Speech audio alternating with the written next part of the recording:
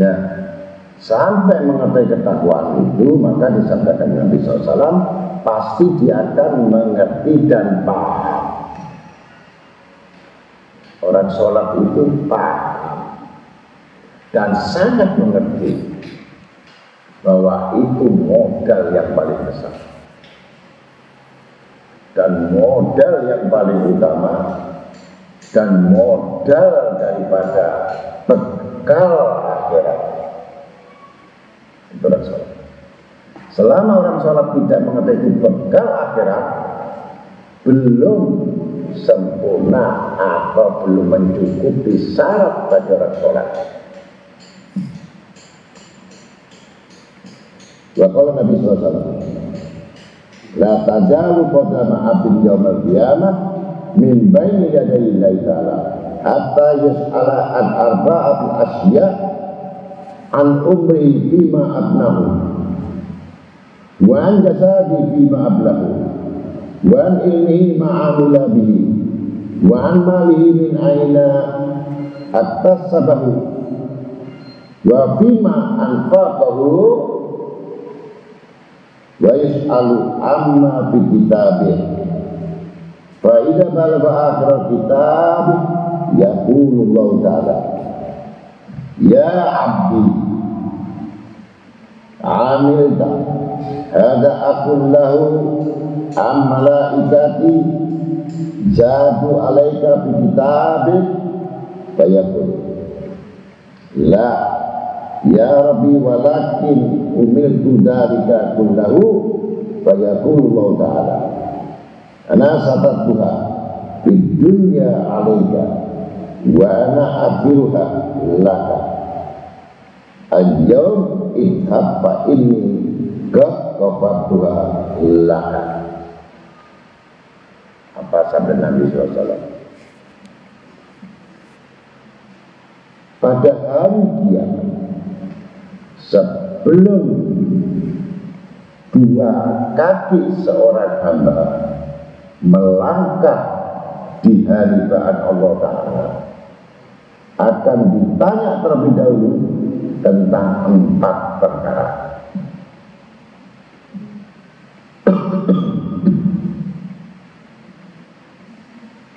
Yang pertama, ini ciri-ciri orang takwa, diberi umur untuk apa dihabiskan. Ciri-ciri orang takwa, ciri-ciri orang yang sholat yang sudah mencapai takwa, dia akan tahu yang pertama ini diberi umur untuk apa dihabiskan. Nomor 1. Kalau dia tidak tahu, belum melengkapi persyaratan jadi orang takwa.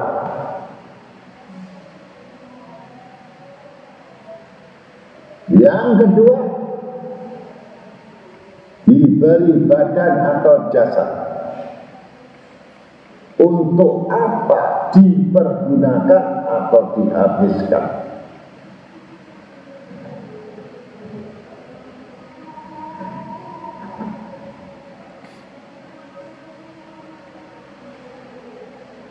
Maka orang yang sadar dan orang yang betul mencapai satu kedudukan maqam muqarrabin, orang yang dekat pada Allah, maka dirusakkan badannya ini, dihabiskan dengan banyaknya ibadah, bahkan sampai 1000 rakaat, bahkan dia tidak tidur, berzikir kepada Allah, bertafakur kepada Allah, memikirkan hukuman-hukuman apa yang akan diterimanya. Seakan-akan hidup itu dia selalu tiap hari adalah orang-orang yang terhukum dan seakan-akan yang disidang. Ini orang yang jauh takwa. Belum memenuhi syarat ini berarti banyak kesalahan, kekeliruan yang tidak diketahui atau tidak disadari, atau sedikitnya pengetahuan tentang akhirat.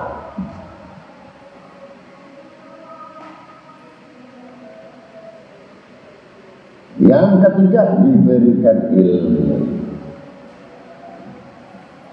Untuk apa diamalkan, untuk apa manfaat apa tidak.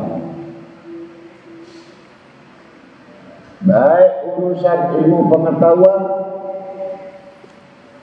atau urusan ilmu tentang akhirat, ini yang akan dipertanggungjawabkan apakah ada kandungan amal soleh atau amal yang baik atau amal yang jariah. Ini yang telah diterima.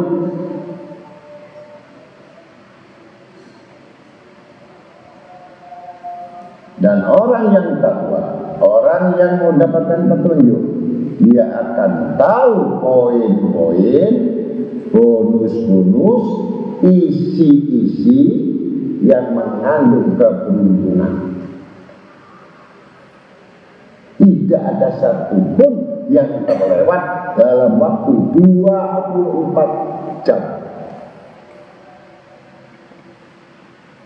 Dan terus mengalir, bahwa itulah yang akan menjadi pertanggungjawaban yang besar.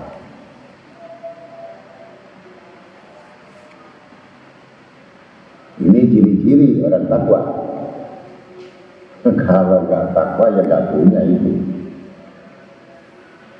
Apalagi sekedar sholat cepat ketepuk itu ya nggak tahu. Nggak akan tahu, nggak akan mengerti, bahkan dibutakan agar tidak melihat. Yang keempat, diberikan harta.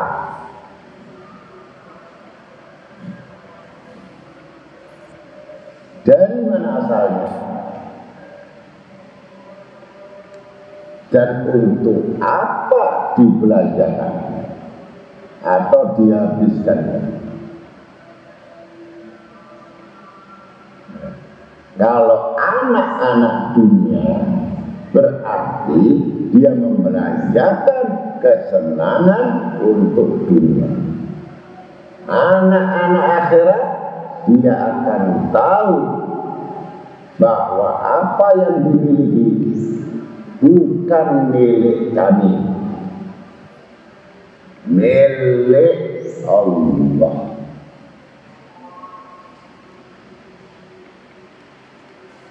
Dan dia akan sadar betul bahwa sesuatu yang halal saja, al-halalul hisab, yang halal saja masih dia uji.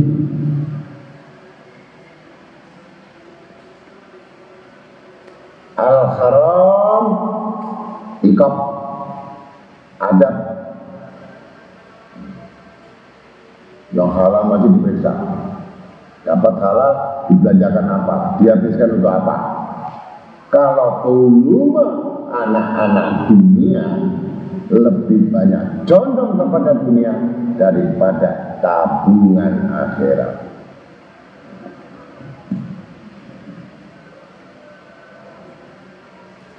Kalau ditanya, kenapa bisa demikian, condong dan cenderung dan menghimpun dunia ini?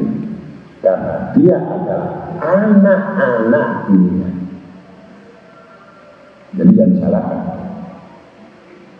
Dan juga tidak perlu didoktrin dan tidak perlu juga dipaksa. Walaupun rezekinya pas-pasan.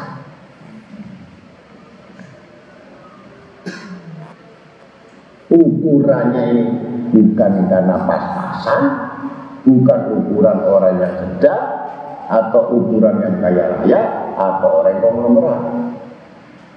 Selama lebih condong hatinya kepada amal-amal anak-anak dunia, tidak akan pernah sampai mati menjadi anak-anak akhirat. Sampai mati.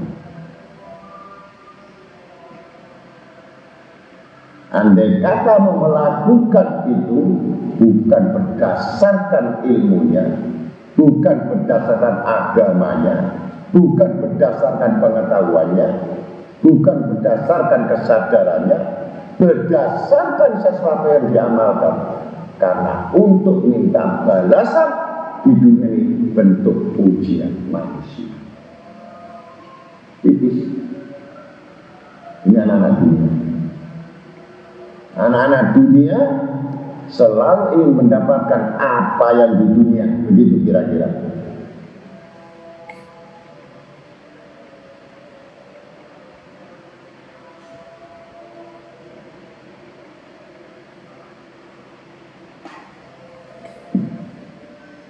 Dan dia akan ditanya dari apa-apa yang tertulis di dalam buku catatannya itu. Jadi mulai umur, balik, sampai ini, berapa tahun, terus. Ini tulisannya catatan ditanya ini. Semua. Ini belum semua, belum global. Belum audit yang betul-betul, belum. Ini masih yang kelihatan kasar saja.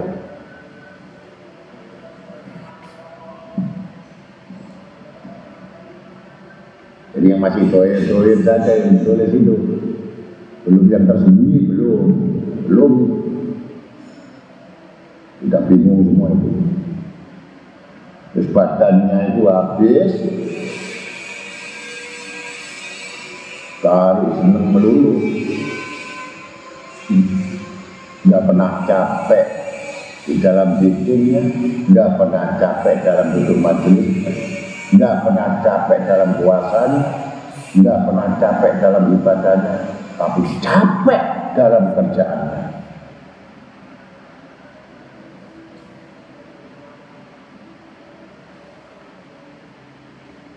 Energinya habis bagi anak-anak dunia yang tidak ada balance atau keseimbangannya di dalam ketakwaannya.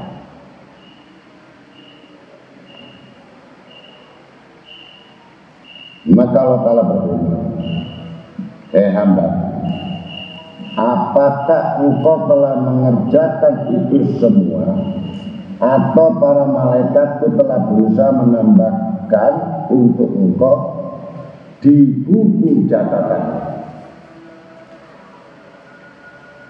Siapa yang percaya malaikat Rabbul? Siapa yang percaya dengan malaikat Rabbul?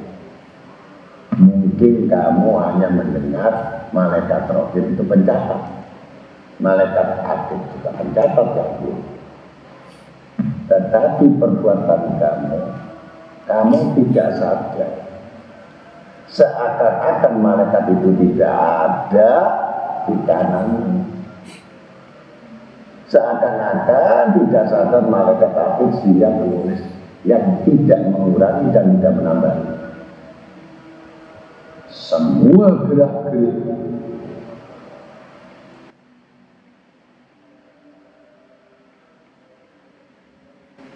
itu hanya dimiliki bagi orang-orang yang mengetahui seperti itu, hanya orang takwa. Ciri-ciri orang takwa: ngelirik rohke, ngelirik hati, ke depan Israel. Ini orang takwa.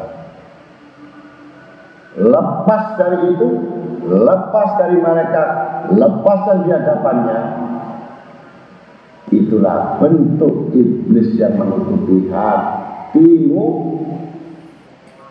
dan hawa nafsu menutupi pengetahuanmu dengan membuat tipu daya kesenangan-kesenangan dunia. Yang tidak berguna ketika kamu dalam kondisi kehilangan segala-galanya.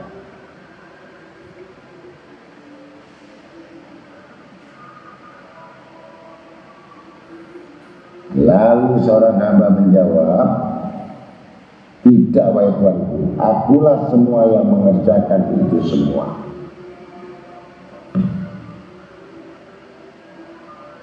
Tetapi apa yang dilakukan manusia, kebaikan atau keburukan, bahkan keburukan tidak dirasakan bagi orang-orang yang belum takwa. Dan itu dianggap satu hal yang sudah terbiasa. Sampai sudah terbiasa dengan keburukannya, maka dia tidak segan-segan untuk melakukan terus-menerus menjadi kebutuhan.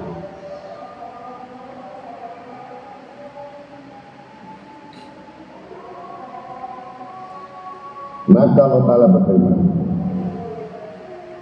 akulah yang menutupi itu semua terhadap engkau ketika engkau di dunia, dan akulah yang mengampuni semuanya untuk engkau. Kalau sadar,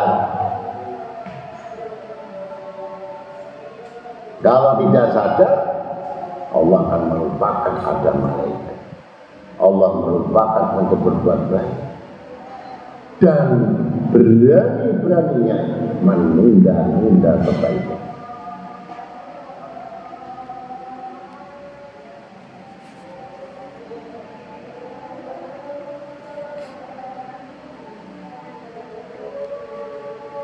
Itu ciri-ciri orang takwa.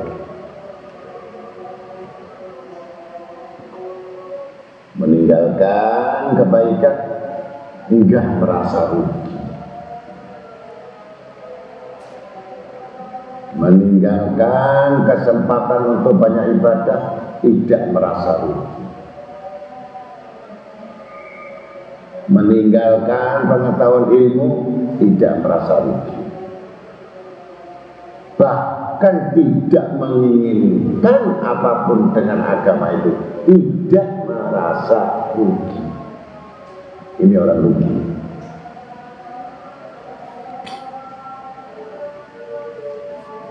Dan tidak didapatkan itu, tidak dimiliki itu bagi orang yang takwa. Maka untuk itu kami berikan sesuatu solusi agar kamu itu mendapat penjagaan Allah, dapat pertolongan Allah, dapat pengawasan dari Allah.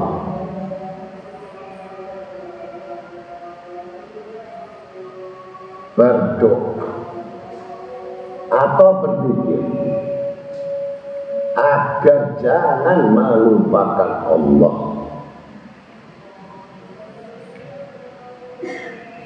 Yang sudah ditemukan oleh ulama-ulama, ijma' ulama, bahkan wali-wali, semua mengamalkan. Khawatir dilepaskan oleh Allah, khawatir ditinggal oleh Allah, khawatir terhijab terhadap Allah. Kalau orang sudah terhijab dengan Allah, tidak ada baik. Pertama buruknya di dunia, yang semua dalam kesalahan. Yang kedua, lebih buruk lagi dia dibangkitkan pada hari kiamat dalam penderitaan.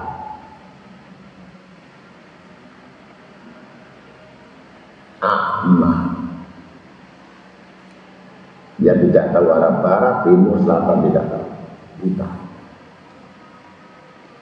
Apalagi mau nyeberangi Shirathul Mustaqim, mau bangkit aja udah buta. Maka itu dawamkan yang sudah kita masukkan dalam kitab Istighotsah Rububiyah, yang bukan hanya membaca, bukan sekedar menghitung jumlah,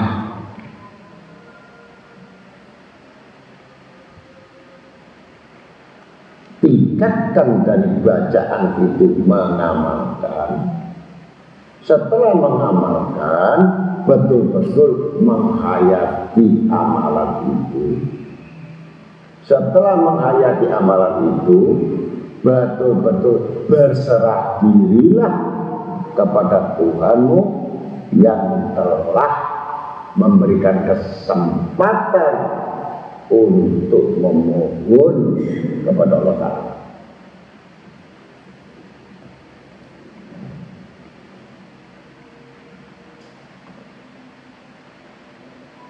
Kita ambil dari Asmaul Husna, dan itu sudah riset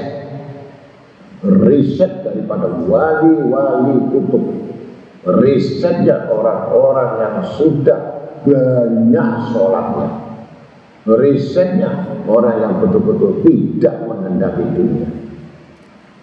Syekh Abdul Qadir Jailani, selama keinginan hati kuat pada dunia, obat itu kebal, tidak akan dirasakan bagi orang-orang munafik, tidak dirasakan bagi orang-orang fasik, tidak dirasakan bagi orang-orang yang tidak sungguh-sungguh menginginkan, dan tidak berguna amalan-amalan yang tidak disertai penyerahan diri kepada Allah Ta'ala, dan tidak dikabulkan oleh Allah Ta'ala hati yang penuh dengan kelalaian. Dan ya Hafid, saya ulang lagi, tapi kamu telah melupakan, kalian telah meninggalkan, bahkan numpuk kitabmu di dalam rumahmu yang tidak pernah kamu sentuh.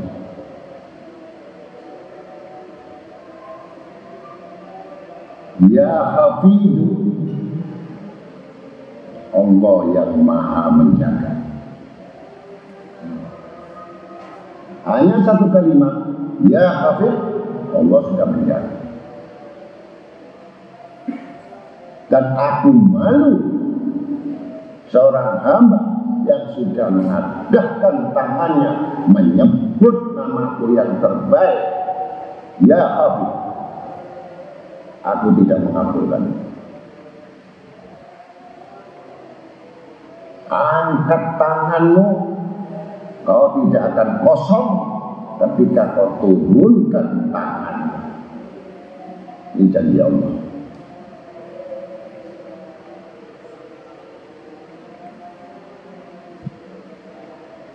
Ya Habib, berarti kehidupan telah terjaga.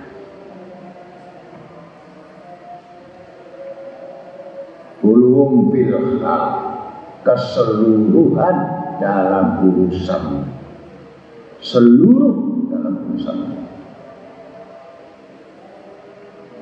bisa diartikan Allah yang maha menang, sudah dijaga menang.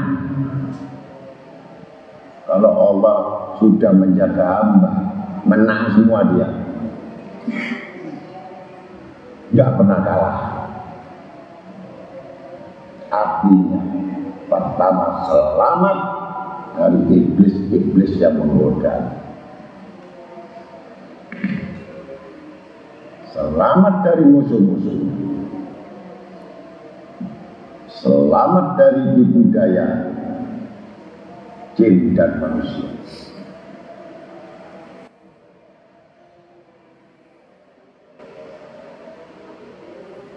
Dan selalu dipelihara. Itu kalau Allah jaga. Dan tidak pernah dirugikan. Terhampar keuntungan-keuntungan dan keutamaan. Baru satu, ya Habib. Cuma harus tahu tata cara. Bukan membaca saja di lidahmu, mengamalkan betul, menyebut nama Tuhan yang sempurna, yang tidak ada bandingannya, yang tidak ada sebanding dengannya. Memprioritaskan nama Allah itu adalah yang paling utama. Baru Allah mendengar sampai betul-betul kamu merasakan penjagaannya.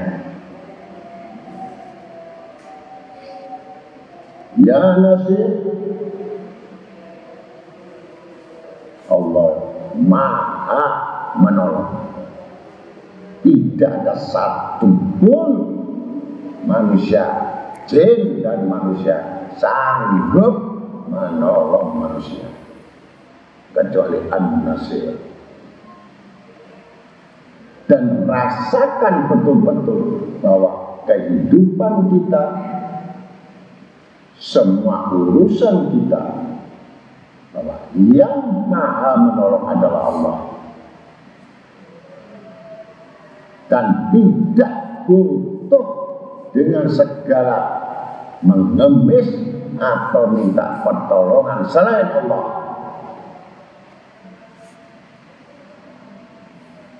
Dan betul-betul merasakan bahwa ini adalah pertolongan Allah via manusia, lewat manusia, lewat komunikasi, lewat keluarga, lewat teman, lewat sahabat. Tapi kamu hakikatnya mengetahui bahwa itu hanya sifat media, tapi sebenarnya kamu harus meyakini bahwa itu yang menolong sebaik-baik yang menolong Allah. Ya Nasir,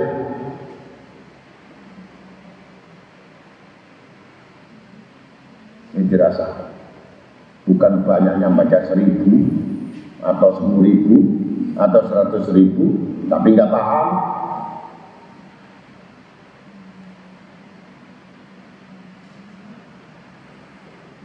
Masih bingung saja sama manusia, masih nuduh sama manusia, masih nuduh dengan segala hal. Itu bukan bacaan.